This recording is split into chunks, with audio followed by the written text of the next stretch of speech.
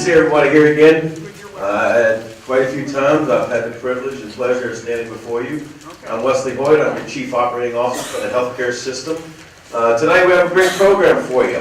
This is a program that has been an integral part of our healthcare system, especially as we transition how we do medicine, basically from all of it being an acute inpatient setting to now incorporating medicine in the home and through hospice and home care. So as we think about medicine evolving through the years, this is a natural transition to providing care where people are comfortable, where it's the best location for them. So tonight we have two wonderful speakers that are going to be talking to you about that.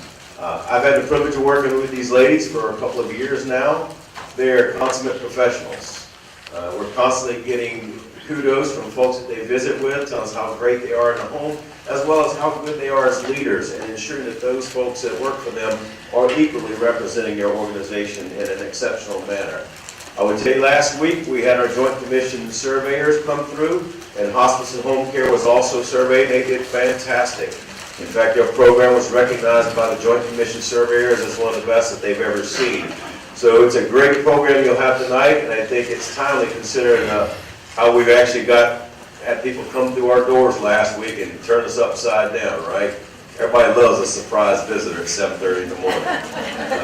We sure did, but we were glad that we were prepared, and that the end result was one that had great results. So Hospice and Home Care is a not-for-profit organization that's nested within the larger Hutchinson Regional Healthcare System. They have a goal of enhancing the quality of life for all their patients while also preserving their dignity, which is, if you think about the impersonal nature of healthcare in many aspects, that's not always an easy task to do, but they do a great job of it. You know, to achieve their goals, they provide not only care for patients suffering from life-limiting illnesses, but they also provide much-needed support for those patients' families during these hard times. Healthcare is a holistic approach. It's not just medicine. So when you think about getting folks back to their highest state of health, that also incorporates the family in each and everything we do. And Hospice and Home Care do that in a fantastic way. They'll do things such as skilled nursing, medical and social services, as well as many types of therapy. One of our speakers tonight, Holly, is actually an occupational therapist.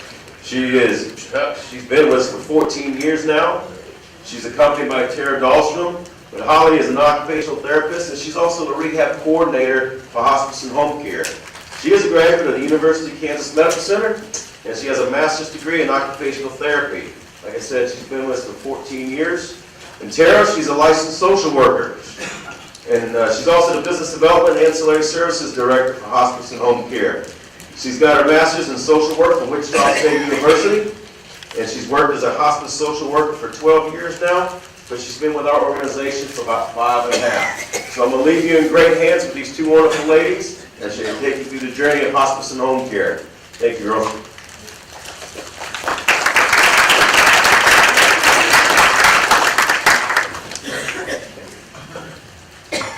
Thank you, Wes, for that introduction. My name is Tara Dahlstrom, and I am the Ancillary Services Director with Hospice and Home Care, and we're excited to be here with you today. November is Hospice and Home Care Month, so we've been doing some additional celebrations, so it's always nice to be able to educate the community, and we always take every opportunity we can to do that. I also want to point out a couple of other staff members that we have here. Julie Moore is our clinical director. She's sitting right up here up front. And Andrea Stiefkes is our community liaison, and she's back at the back. You will see her out and about throughout the community, senior centers, nursing facilities, assisted living, meeting people and providing education throughout the community. Our service area is a 50-mile radius of Hutchinson. Our office is located right over here at Doctors Park. We just moved in about a year ago. We had been over at the Trade Center. And of course, we have our hospice house on 23rd Street. That has been there for 13 years, I believe. Just in the last couple of years, we've gone through a renovation. We also have a drop site up in McPherson and share office space with the Health Equip building there. Just kind of overall, we do provide a large service lines: hospice, home health, We have some outreach programs, palliative care and pulmonary care. We have newer services with our private duty, as well as our health technologies, which include our voice care machines and our medication management machines. I'm just going to briefly talk a little bit about some of our additional programs, and Holly's going to really speak more on our home health services today. So of course we're really well known for our hospice services throughout Reno County, and only because of the great support that we get from our community. So thank you all for continuing to support us. I think I saw some volunteers here too. You can raise your hand. Barbara's just going to sit there. I think there's some more too, but we couldn't do what we do without of our large support from the community and all of the volunteers. Of course, we have our our hospice house, a picture of it there. Hospice is for patients who are at end of life and who just need additional support in whatever their home setting might be, whether that's a private home, a nursing home, assisted living, a care home. And we're able to provide gentle care and maximize their comfort so that patients can enjoy whatever time they have. So we're here to help with those end-of-life needs. A lot of things are included in hospice care. Medicare does pay 100% for your hospice benefit. Of course, all of our trained staff, nurses, social workers, chaplains, home health aides, as well as supplies and medication and durable medical equipment. Our volunteer support services, and also we provide a bereavement service for 15 months after the passing of the patient. Hospice really enables patients and families to be present and be participants in their final days and months of life. We have some outreach programs, and these were developed in the last few years to really partner very closely with the medical center. We were seeing patients were being discharged from the hospital and being readmitted very quickly because they didn't have the care in the home that they need. They maybe didn't qualify for home health services, or they didn't need hospice at that time. So there were patients with chronic serious illnesses that we were missing. So we started 2 different programs. The palliative care program is one of our newest ones, and this is to improve quality of life for patients who have serious or chronic long-term illnesses. So we're here to help complete advanced directives, help for advanced care planning with your illnesses, to help with decision making, and these are run with nurse practitioners, so you're actually getting visits from nurse practitioners and social workers in your home setting. The community pulmonary program has been around for quite some time now, and it's really to focus on patients who have those chronic lung diseases, to help them stay out of the hospital or stay out of the ER and catch infections faster. Private duty, we are just getting ready to initiate a new program under our private duty. We have for a long time been able to do private duty with our nursing and our home health aides. So if you don't qualify for a skilled service, then you can hire a nurse to come in or a home health aide to come in and provide care in your home. We, in the next couple months, will also have homemakers. And so those are people that can come into the home to provide support with your housekeeping, laundry, cooking, grocery shopping, taking you to doctor's appointments. We try to figure out what are those niches that people need assistance with so that they can remain independent and in their home setting, because we know everybody wants to stay at home as long as they can. And so we try to figure out what in the community can we do to help support that independent living. So private duty, you will see probably in the near future us advertising our homemaker services. Okay, now I'm going to let Holly kind of talk more in depth about our home health care.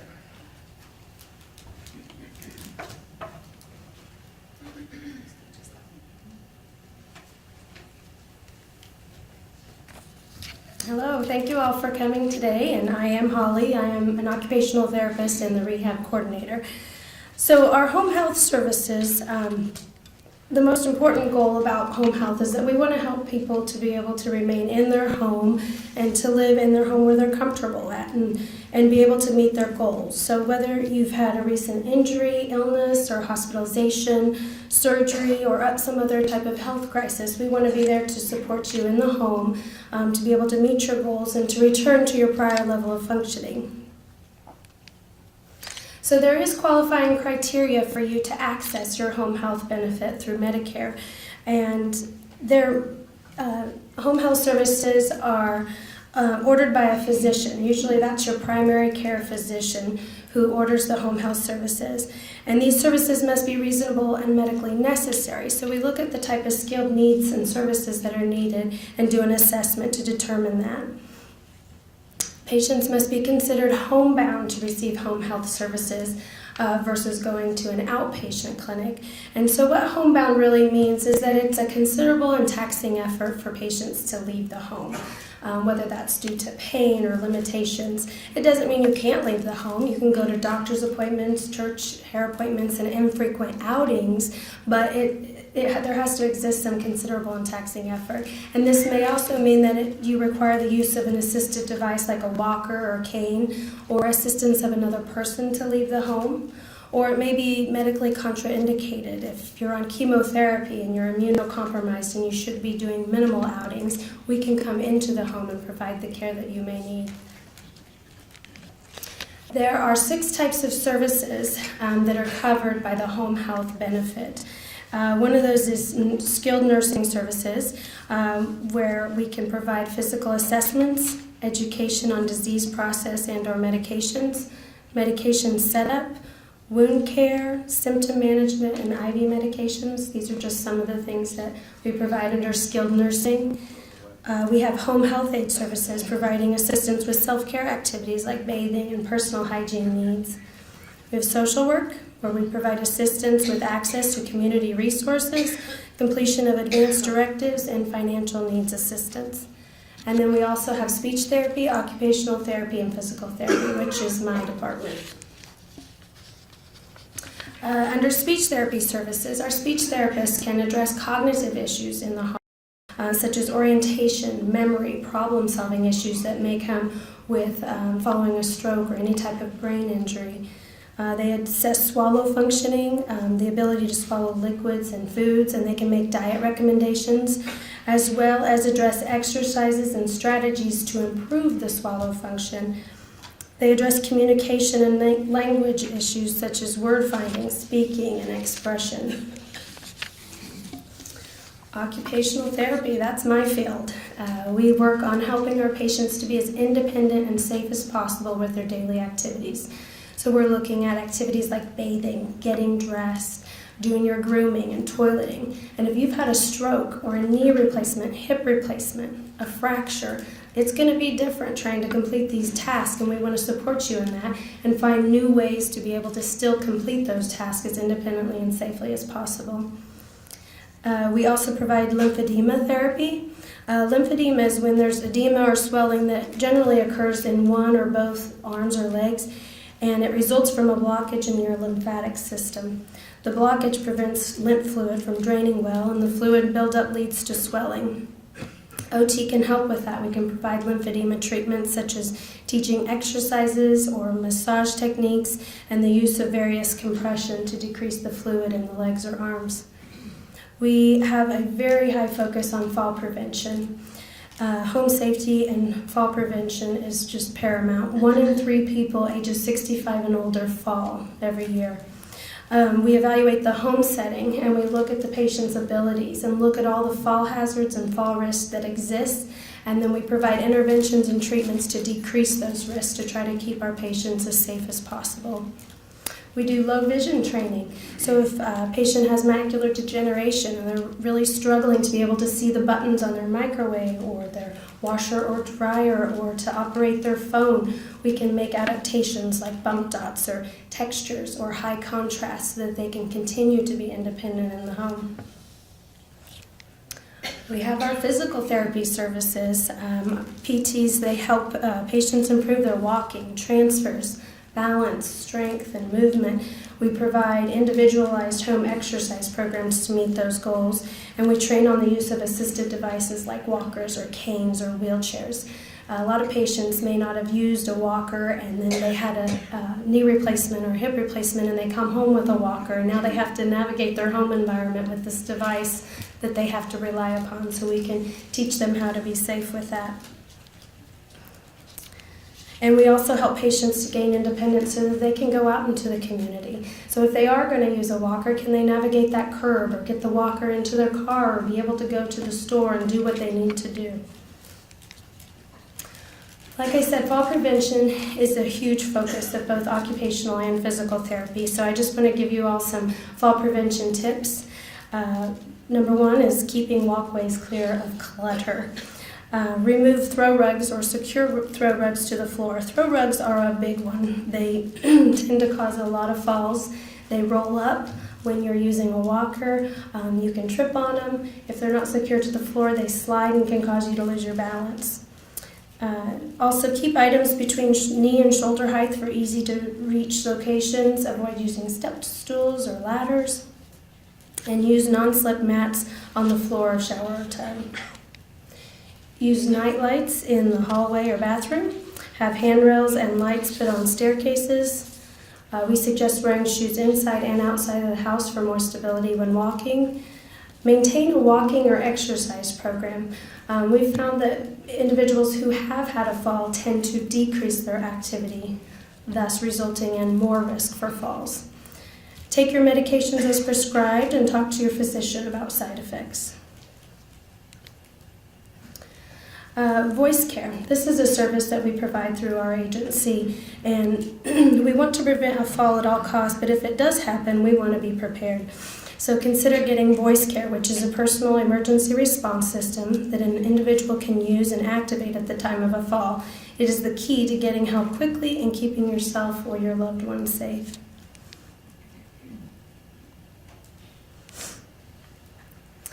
So there are many conditions that can contribute to a person's fall risk.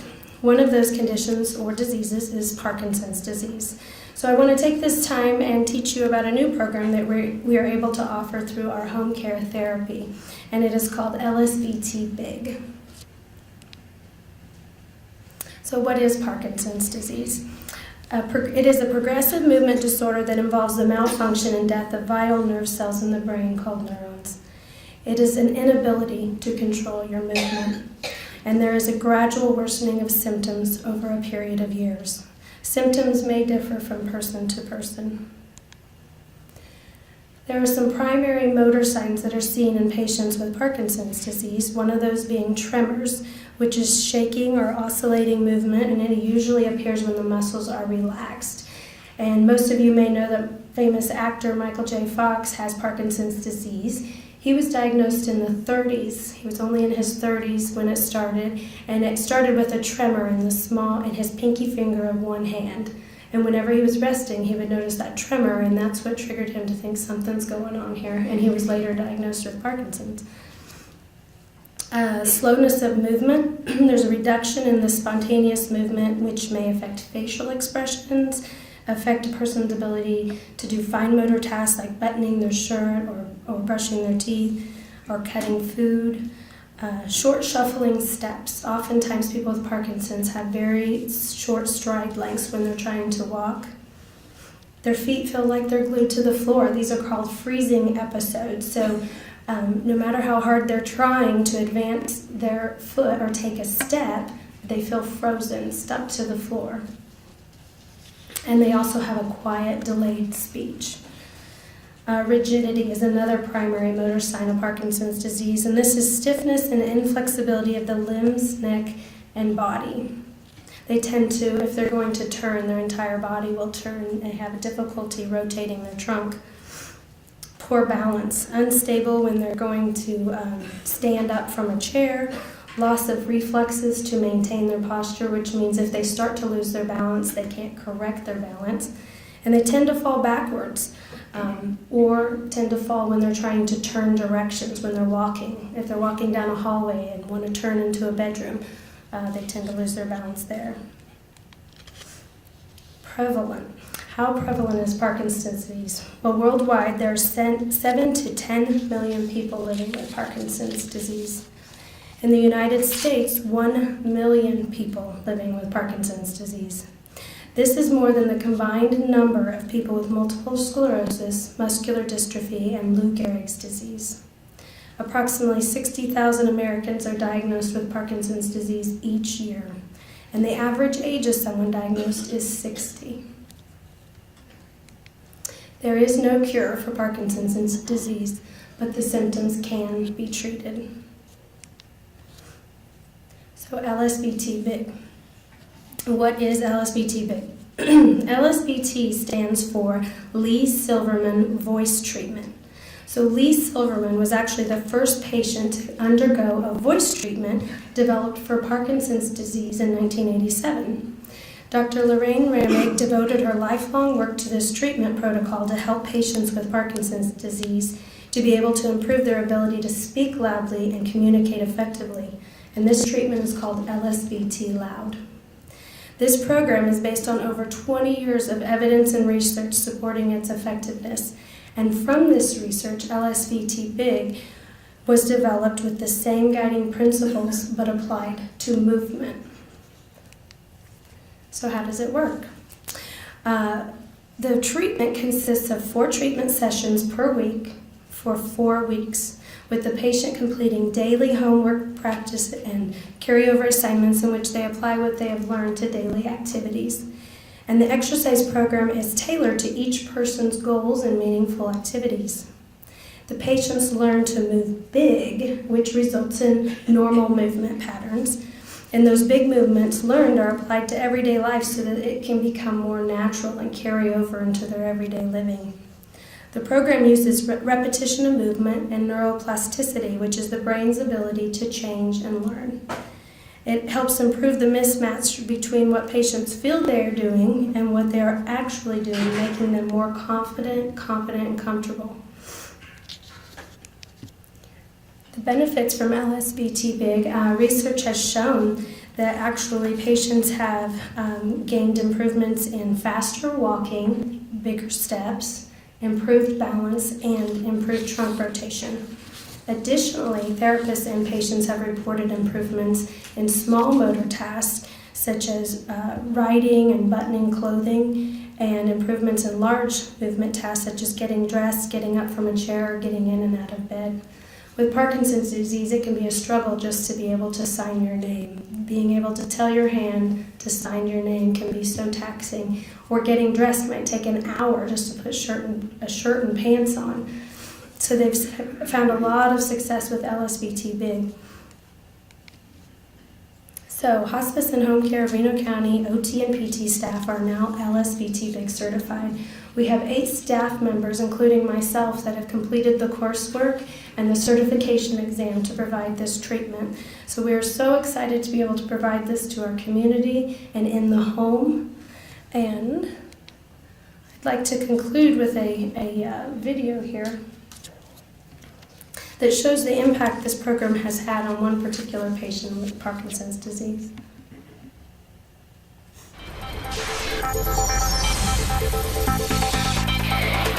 A grandfather is back in the game, even though he struggles with Parkinson's. Good. Big step, loud voice. I'll show you how very specific exercises have changed his life, and he's got 5 grandchildren who are very happy about that.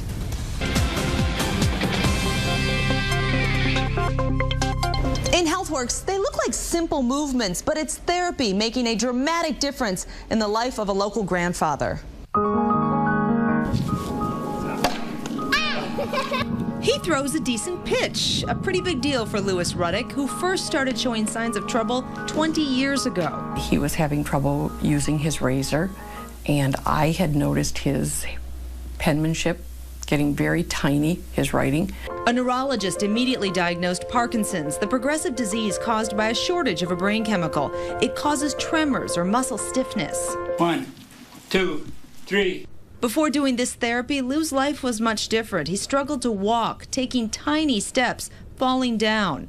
But what's called LSVT BIG treatment has changed him. If we close our eyes, myself or you, we know that when we put our arms all the way out there, they're going all the way out. Now with a patient with Parkinson's, they might think that they're doing this huge movement if they have their eyes closed, but to us it just looks like this. Therapist Brian Cooper comes to his house to teach him how to think big and talk big and move big. Big step, loud voice. 4, Good. 5. Try and keep your head up. I think the most important part is teaching the patient to ingrain it. You know, unfortunately with Parkinson's, it is a 24/7 disease. It doesn't go away. You know, from the moment you wake up into the moment you go to bed, you have to ingrain that, okay, I'm moving this way, what can I do to make it better? The intense 4-week program brings quality of life back to Parkinson's patients. Lou even admits now that he can, he enjoys going shopping with his wife. I can go shopping with my wife now. It used to be we'd wait in the car for her, but now I go in and push a cart and do a lot of shopping. And the grandkids are just happy to have Grandpa back. It's been marvelous because what it's done is taken those muscles that he didn't know really what to do with, and he's able to function totally where he's playing with the grandchildren and having fun with them out. You know, he couldn't be outside with them except to sit in a chair. I'll put more information about this therapy on the health page at myfoxdetroit.com. That's HealthWorks. I'm Dina Santafanti.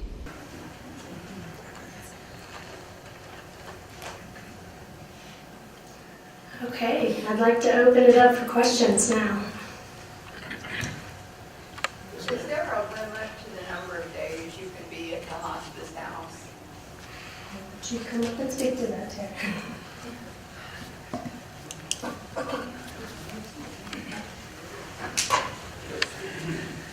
Medicare does give us some guidelines as to people's length of stay in the inpatient unit, just like they do at the hospital here. So it is determined on the patient's physical needs and symptom management, but there is some criteria that you have to meet to continue to stay at the inpatient level of care at the hospice house. Now, some people do choose to stay a little bit longer if they pay privately to stay there. Other questions? Well, y'all are a very talkative group usually. Last time I got my steps in, this was the question and answer session. Yes, sir. There you go. Don't be afraid. I was wondering what the 15 months of bereavement might include. Any examples, say? Sure. We provide a follow-up phone calls with our chaplains throughout that 15 months, mailings that include some grief information at different stages throughout the throughout the year. Also, we have memorial services 2 a year plus the balloon launch, and we also have grief support groups throughout our entire service area that you're invited to. Several times during the program, you mentioned if you qualify. What qualifies a person for these different programs?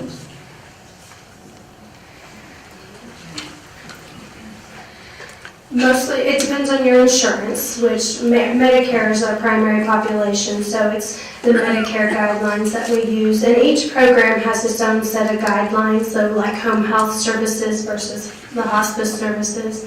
But yeah, it's according to the program.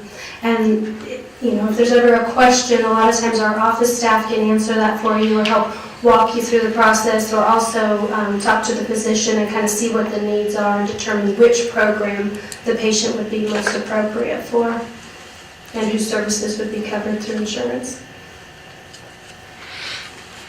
Other questions? Yes, sir. Go ahead. Do you still have the NOTA program at Hospice House? We do have a small group of volunteers that continue to help support the NOTA program. I can't say it's one that gets used a lot, but we do have some, we use it a few times a year. Oh, sorry. The NOTA is No One Dies Alone. So if there is a patient who's expressed that they don't want to die alone, or if there's family members that are traveling in from afar, or maybe they've been at bedside but they need to go do errands or plan the funeral. We have volunteers that sit at bedside specifically for that reason, so that the patient isn't left alone. Any other questions? Anyone? If you have made use of this in-home physical therapy, can it be done again if needed? Yes, it can. If there's a change in condition or another hospitalization and you qualify and still need services, absolutely. You can have it more than one time in a year. Good to know. Any others? Tara, any closing comments, please? I was just going to say also, if you do, say you have a hospitalization and then you do receive home health services, if you get to a point in your therapy program that you're moving quite well, you're really not homebound. You're able to go out and about now, but you still need therapy. We can refer you to an outpatient program like at the hospital, and you can continue your therapy program there too.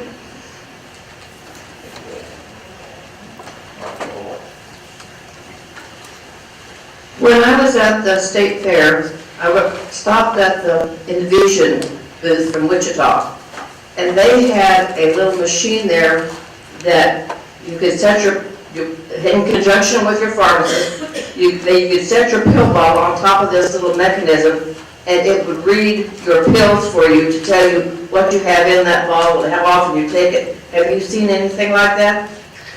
We do not have anything like that. Our pill dispenser looks like this up here on the right-hand side. It is hooked up to cell service, so you don't have to have a landline.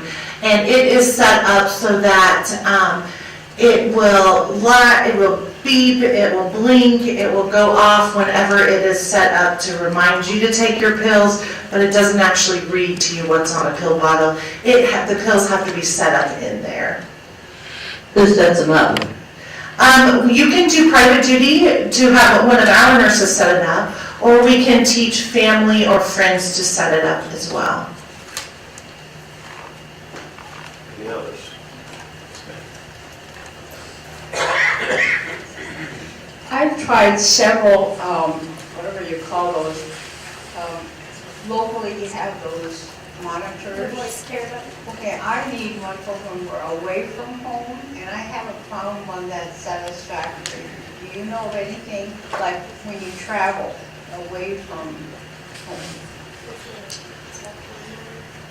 This one that is on the lower left-hand side, it has the GPS, but your base is still wherever that base unit is at, so probably at your home setting. This would signal you if you have the self-service wherever you were traveling, probably within the United States, and it could pick you up. But the home base is always going to be wherever it is at your home. And it has to stay at home, it can't go with you when you travel? Because of how it's set up, it ties into our system. Your home base is within our service area. Good questions. Any others? Got one back here. Can't do it, y'all. Gotta get the juices flowing, right? If you are involved in home health care and you need, if you come home from the hospital and have had surgery and you need to have a dressing changed or anything like that, if you are in home health care, you cannot go out of the house then, is that correct? Oh, you could go out of the house, and the idea behind homebound status is that we don't want you a prisoner in your own. You can go out for doctor's appointments, church, hair appointments, infrequent outings. It comes down to really the patient's ability. If you're very mobile and you're able to go out anytime you want and go out to eat and be able to go, then we have to look at getting those services like the wound care through like a wound care clinic or outpatient clinic. Good question. Any others? Good stuff. How do you recruit volunteers? We are always open to have more volunteers. I can give you some information. Mickey Wilson is our volunteer coordinator, and there is an application process and a training that you get to go through so you feel prepared to do whatever job you like to do. We have volunteers that help in the office, help at hospice house, visit patients in their homes, masseuse, people who do haircuts, people who have trained dogs for dog therapy, all different kinds, some musicians even. So we're always open to having more volunteers. We'd love to utilize your talents. So. And going back to the slide about Parkinson's disease, do tremors always turn into Parkinson, or? No, there's various kinds of tremors. It is just one of the primary signs, but there's various kinds of tremors that are related to other neurological conditions, or whether it be minor or major, but no.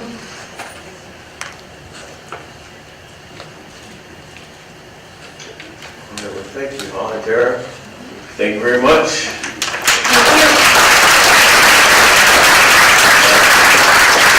One thing we mentioned is a lot of the services that they offer in a home, they will come to you. One of the things with LSVT BIG is that's also something that's offered in the outpatient rehab department of the hospital. So if you're not homebound, the goal is we want to get folks back to their maximum health status possible.